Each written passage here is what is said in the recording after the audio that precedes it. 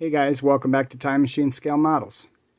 Well, today while I was digging through my parts boxes looking for parts for the Pro Street build, I came across these two old NASCAR builds that I did. I'd said once before that over the years I've done hundreds of NASCAR builds, and over the years I've steadily given them away to anybody that would take them.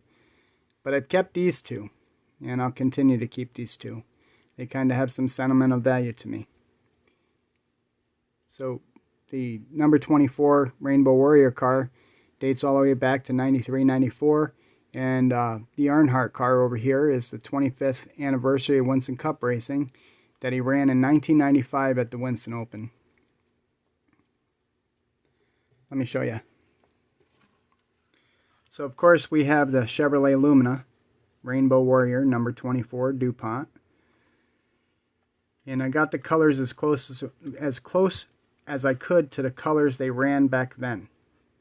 And you may notice this is brush painted.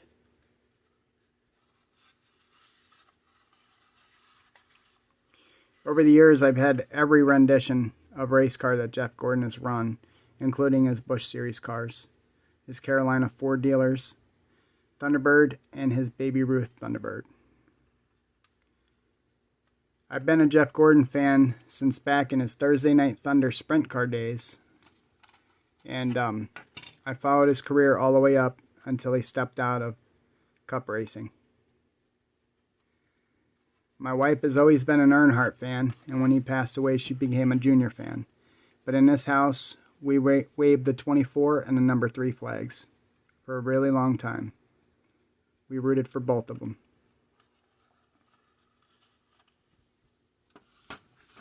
I started watching Winston Cup racing back in the 80s. And there's too many names to list, but I had the privilege of watching Richard Petty, Darrell Waltrip, Neil Bonnet, Tim Richmond, and a host of others back in the 80s. But in the 90s, NASCAR became life to me. And I started out as a Davey Allison fan. And up until Davey passed away, I was one of his biggest fans. After Davey passed away, I became a Rusty Wallace fan. But once Jeff Gordon got to the Cup level, I was all done. I was a fan for life. And it might have had something to do with we are of similar ages. And Jeff Gordon was a rising star at the time. I don't know. But ever since Jeff Gordon got to the Cup level, I was a fan of his until the day he retired. Oh, move the drive shaft off. Let's see if this top will come off this car, since it's loose already.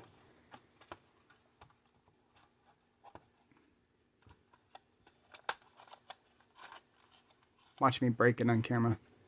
That would not be funny.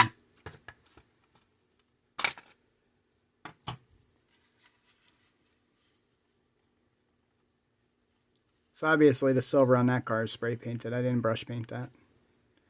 And the chassis is spray painted as well.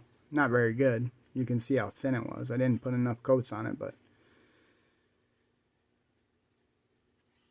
So yeah.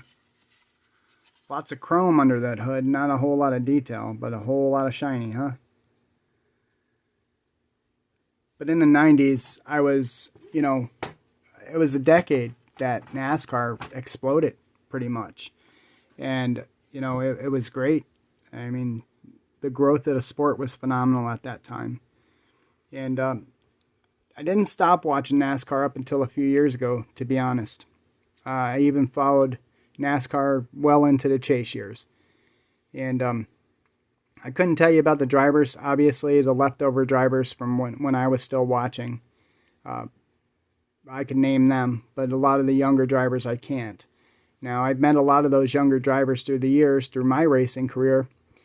Some of those drivers you see today were but little kids, And I met Chase Elliott on many occasions. Eric Jones is from Michigan. I met him many, many times.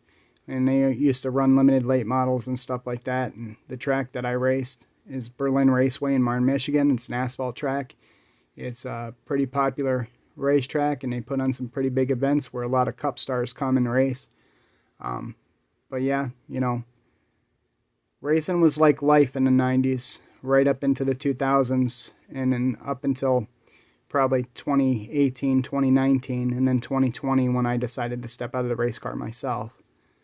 So racing has always been a big part of my life.